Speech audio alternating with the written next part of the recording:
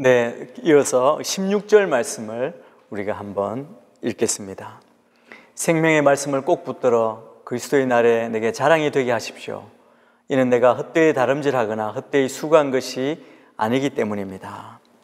오늘 여기 말씀을 보면 우리가 주의 구원을 이루는 삶을 살아가는 성화의 과정을 걸어가면서 복음을 전하는 그 삶, 선교를 위해서 우리가 어떠한 삶을 살아야 할지를 보여줍니다. 여기 말씀을 보면 생명의 말씀을 꼭 붙들어라고 이렇게 말합니다. 교회가 우리 구원을 이루어가면서 우리가 선교를 위해서 해야 할 일이 바로 이것이라는 겁니다. 생명의 말씀을 밝혀라고 또 개역 개정 말씀은 되어 있죠. 이 말씀이 어떤 뜻입니까?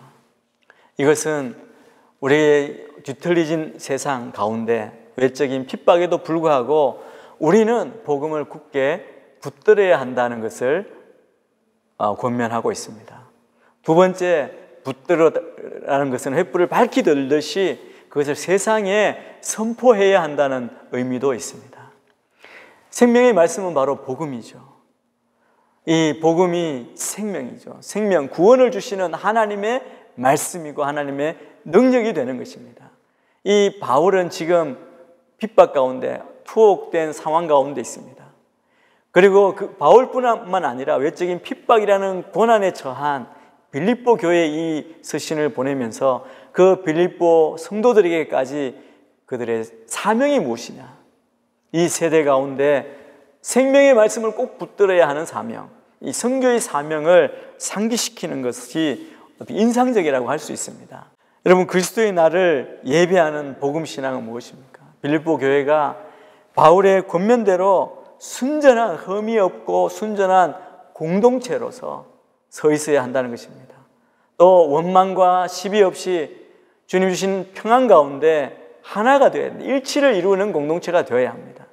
타락한 암흑한 세상에서 태양같이 찬란히 나타나 생명의 말씀을 효과적으로 선포하는, 많은 사람을 옳은 대로 돌아오게 하는 하늘의 별과 같이 빛나는 교회가 되어야 한다는 것이죠. 그렇게 된다는 것은 바울에게 있어서도 자신이 지금까지 복음을 전하고 그들을 사랑하고 본을 보였는데 그것이 헛되이 달리거나 헛되이 수고한 것이 아님을 증명하는 것이다.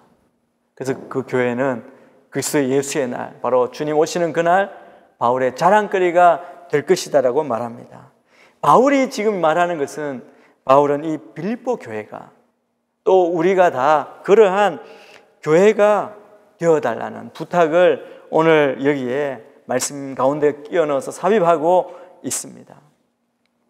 그러면서 바울은 자기의 삶에 대한 간증을 하고 있습니다. 바울이 17절, 18절 말씀에 자기의 삶에 대해서, 자기의 기쁨에 대해서 다시 한번 이야기합니다. 17절, 18절 말씀을 함께 읽겠습니다. 이제 내가 여러분의 믿음의 제사와 예배에 내 피를 붓는 일이 있을지라도 나는 기뻐하고 여러분 모두와 함께 기뻐할 것입니다. 여러분도 함께 기뻐하고 나와 함께 기뻐하십시오. 여러분 17절 18절에 보면 아주 핵심적으로 반복되는 말씀이, 여러분 눈에 띄는 말씀이 무엇입니까? 바로 기뻐하다는 것입니다. 기뻐하다, 기뻐할 것이다, 기뻐하라. 여러분 17절에 두 번, 18절에 두 번, 네 번 이 두 절에서 사용되고 있습니다. 1장 27절부터 바울의 권면이 이렇게 시작되죠. 오늘 여기 18절까지 이 바울의 모든 권면이 마무리되는 구절인데, 마무리하면서 결론이 무엇이냐 하면 기뻐하라는 겁니다. 우리의 권면, 우리를 향한 권면도 기뻐하라는 거예요. 상황이 어떠하든지, 우리 세상의 환경이, 외적인 핍박이, 우리의 사명, 또 이루어갈 구원이 얼마나 힘들고 어려운지 그것을 바라보는 것이 아니라 우리가 복음에 합당한 삶을 살 때 주시는, 하나님이 주시는 기쁨. 그래서 결론은 기뻐하라는 권면을 하고 있습니다. 바울이 뭐라고 말하면 자기가 부어지는 제사, 마치 제사장이 제물에 잔을 붓는 것처럼 바울은 빌립보 교인의 믿음의 제사와 예배 위에 자신의 잔, 자신을 쏟아붓는다. 자신의 사역을 쏟아붓는다라고 말합니다. 이 전제, 관제라 그러죠. 이것은 내 피를 붓는 일, 피를 붓는 것과 같습니다. 이 표현은 구약 성경 또 그리스 로마에서 포도주를 붓는 것을 가리킵니다. 분명한 것은 이런 모습이 무엇이냐면 이 표현은 희생이라는 의미입니다. 자기를 들여서 그리고 자기를 내어드리는 그 희생을 표현하는 것이죠. 바울이 뭐라고 했으면 살든지 죽든지 나를 통해 그리스도의 영광이 드러나기를 원한다고 바울이 말했죠. 살든지 죽든지 바울의 사역은 빌립보 성도들의 사역을 위해 그들의 영혼 그 구원을 위해 바쳐졌다는 것입니다. 이 사실은 바울을 기쁘게 하고 또 빌립보 공동체를 바울의 기쁨에 동참하게 하는 것입니다. 그러면 바울이 지금 말하고 있는 기쁨, 바울이 의미하는 기쁨이 과연 무엇입니까? 이 기쁨은 고난 가운데 있을지라도 경험하는 기쁨입니다. 고난이 와도 그리스도 안에서 공동체와 함께 누리는 기쁨입니다. 그리스도인이 고난 가운데서 경험하는 기쁨은 그 근원과 이유가 어디에서부터 오느냐 하면 그리스도의 모범. 그래서 2장 6절에서 11절에 예수 그리스도의 자기 비하와 승기까지 위에서 보여주신 그 본에서 찾는 것이죠. 그리스도인들이 고난 가운데 있음에도 불구하고 그 가운데 기쁨을 누릴 수 있는 이유는 예수 그리스도께서 하늘 보좌를 버리시고 이 땅에 우리를 위해 죄를 담당하시기 위해 내려오실 때 우리의 비천한 몸을 변화시켜서 그분과 같은 영광스러운 모습으로 변화시킬 것을 우리가 알기 때문에 그 약속이 있기 때문에 그 믿음이 있기 때문이라는 것입니다. 그것을 바울이 기뻐한다. 그것을 알고 이 바울이 의미하는 기쁨이 바로 그것입니다. 또 바울이 지금 복음을 전하는 구원을 이루어가는 공동체로서 바울의 이 선교 전략의 핵심은 바로 공동체라는 것이죠. 빌립보서가 쓰인 중요한 목적 중 하나가 바로 공동체를 세우고 견고하게 하는 것입니다. 바울은 빌립보 성도들에게 그리스도의 공동체라면 어떤 모습을 보여야 하는지 그것을 우리에게 보여주고 있습니다. 교회는 아까 나왔죠. 뒤틀린 세상, 어두운 가운데 빛을 발하는 어두운 세상에서 별처럼 세상을 밝게 하는 공동체입니다. 어둠이 짙어질수록 빛은 더 밝게 그 역할을 하는 겁니다.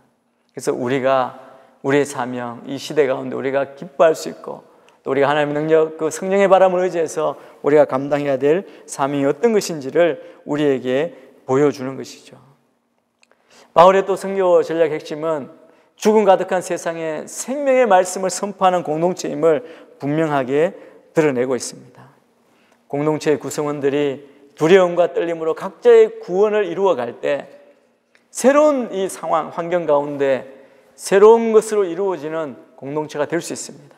그래서 이 공동체에 우리의 구원을 이루어가는, 함께 이루어가는 공동체의 가장 기본 근원과 존재의 양식은 그리스도의 본, 2장 6절에서 11절에 이르는 그 본에서부터 시작하는 것입니다. 주님의 성육신과 그분의 겸손과 굴욕을 견디시고 죽음까지 견디시고 높아지심에 이른 모든 과정을 바울이 이야기해 주죠. 그래서 바울은 빌립보 성도들이 그리스도를 본받는 이러한 공동체를 이루어서 그들의 거룩한 구원을 이루어 가기를 바라는 것입니다.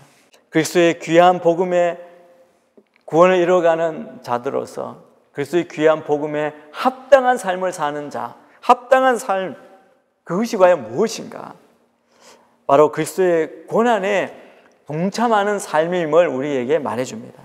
그러한 삶은 공동체 가운데에서 이루어집니다. 공동체를 통해 영적으로 성장하고 그것으로 거룩해져 가는 것이죠. 그러므로 복음에 합당한 생활을 위해 가장 중요한 전제는 오늘 말씀에 가장 강조한 것처럼 공동체입니다. 교회입니다. 그래서 그리스도의 마음이 공동체 안에서 드러나야 합니다. 그리스도의 삶의 모습, 본이 드러나야 한다는 것이죠. 각자 그것은 자기 일보다 다른 사람의 일을 더 중요하게 여기는 마음과 행동이 공동체에 있어야 합니다. 색다른 공동체를 경험한 사람들이 세상에 나가서 생명의 말씀을 선포하고 이 그리스도를 전할 수 있습니다. 주님이 보여주신 그 모습 그대로의 공동체를 경험한 자들이 능력 있게 세상을 변화시키는 것이죠. 비록 고난과 희생이 따를지라도 그러나 큰 기쁨이 그들의 선포를 막을 수가 없는 것입니다. 그 기쁨으로, 그 능력으로 나아가는 것이죠. 이 무거운 가르침을 끝낸 바울이 두 동역자의 여행 계획을 우리에게 소개해 주고 있습니다.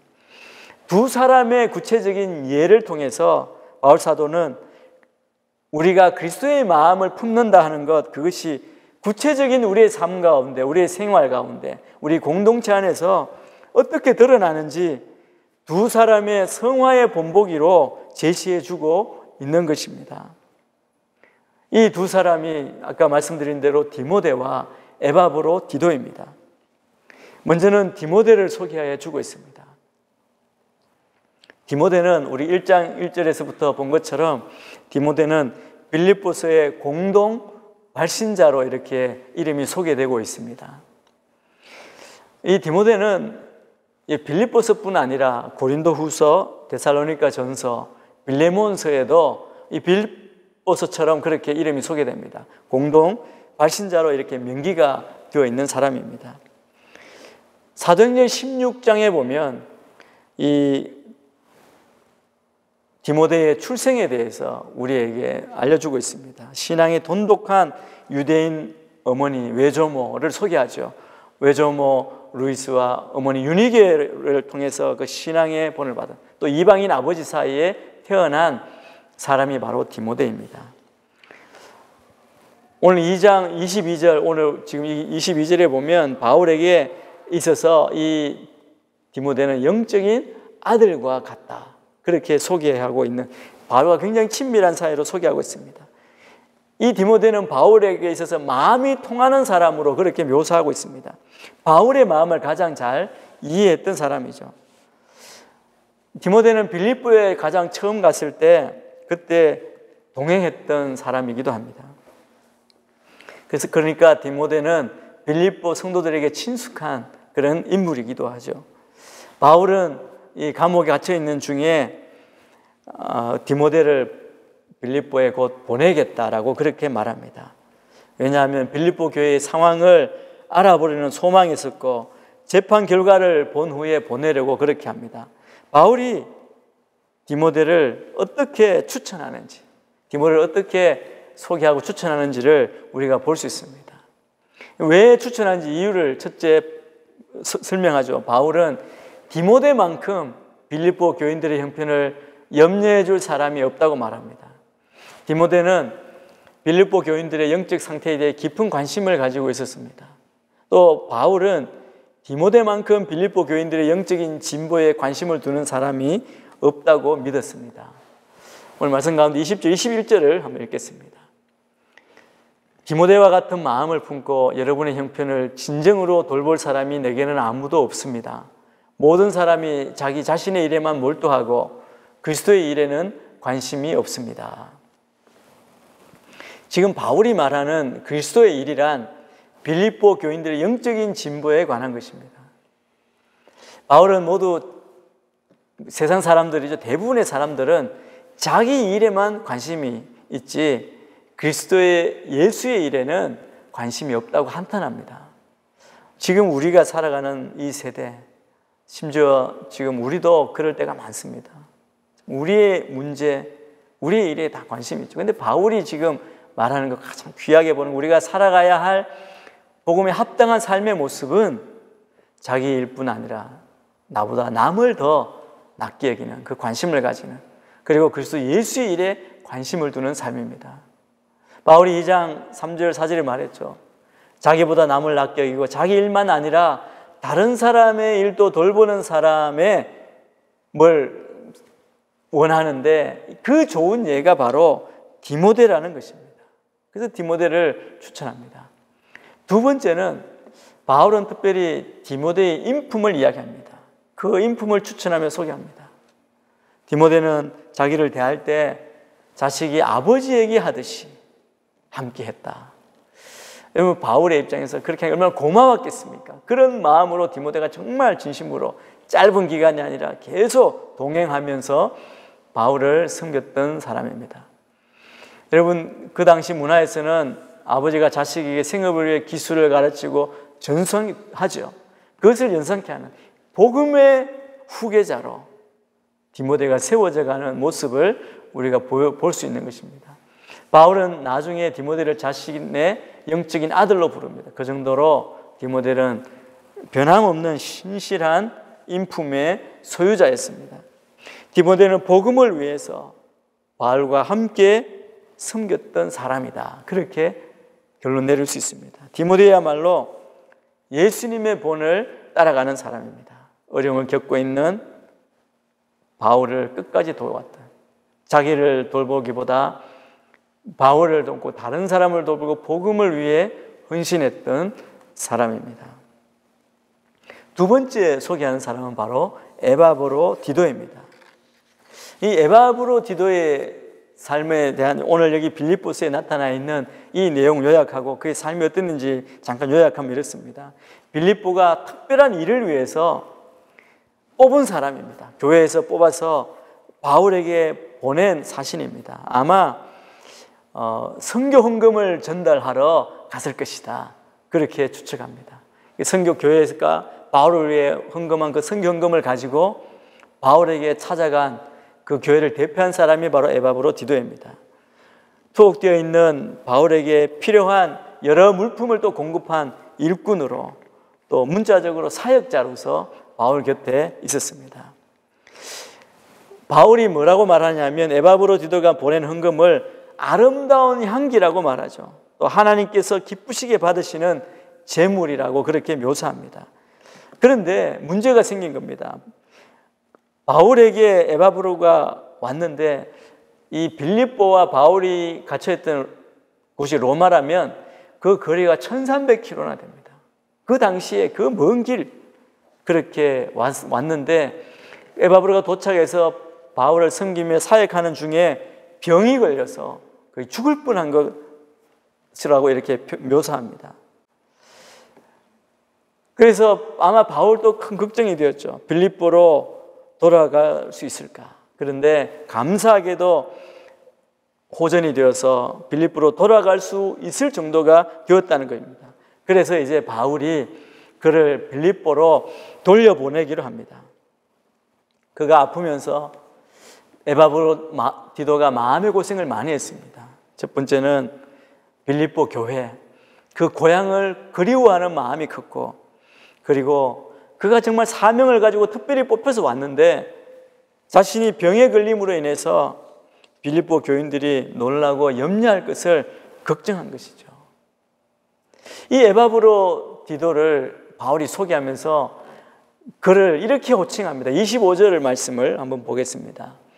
그러나 나는 내 형제이며 동력자이며 함께 군사된 사람이며 또한 여러분의 사도이며 내 필요를 섬기는 사람인 에바브로 디도를 여러분에게 돌려보내는 것이 필요하다고 생각했습니다. 여기 바울은 에바브로 디도를 내 형제, 동력자, 함께 군사된 사람이 전우라는 것이죠.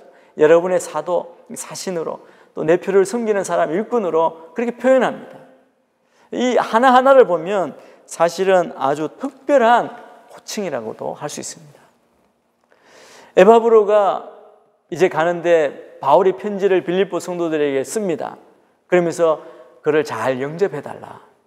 왜 영접해야 되는 이유를 이렇게 이야기합니다. 그는 그리스도의 일에 자기 목숨을 아끼지 않았다. 바울은 에바브로 디도를 그리스도의 길을 따르는 본보기로 빌립보 교인들에게 추천하려고 합니다. 또 그러한 삶을 사는 모든 사람의 본보기로 제시하려고 하는 것이죠. 여러분, 바울은 자기 일보다 다른 사람의 일에 헌신하는 바로 그리스도의 일에 목숨을 거는 것이 명예롭게 할 만한 가치가 있는 삶이라고 제시하는 겁니다. 지금 에바브로 디도를 빌립보에 소개할 때 명예를 굉장히 높여서 정말 에바브로 디도가 부끄러워하지 않게 소개하고 자랑하고 그리고 그를 축복하고 있음을 볼 수 있습니다.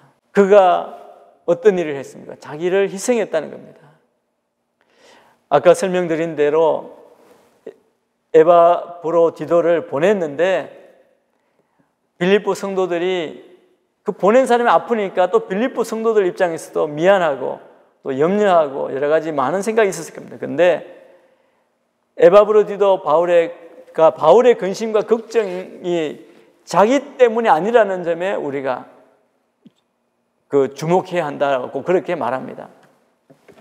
이 말은 뭐냐면 빌립보 교인들이 이 사람을 잘못 보냈는가? 그것이 아니라는 걸 이야기해 주는 것이죠. 잘했다는 겁니다. 이 빌립보 교회, 에바브로디도, 바울, 이 세 사람 또 공동체는 공통적인 게 뭐냐 하면 그들의 초점이 자기들이 아니라 다른 사람에게 초점이 맞춰져 있다는 것입니다. 빌립보 교인들은 에바브로디도의 병 때문에 걱정하죠. 에바브로디도는 자기가 아프다는 소식을 듣고 걱정하고 있을 그런 교인들을 또 걱정합니다. 그뿐 아니라 바울은 자기 때문에 먼 길을 와서 죽을 고비를 넘긴 에바브로디도를 걱정한 겁니다. 다 서로를 걱정하는 것이죠. 겨우 이제 근심을 들고 또 그 병 소식을 듣고 걱정할 빌립보 교인들 때문에 또 걱정합니다.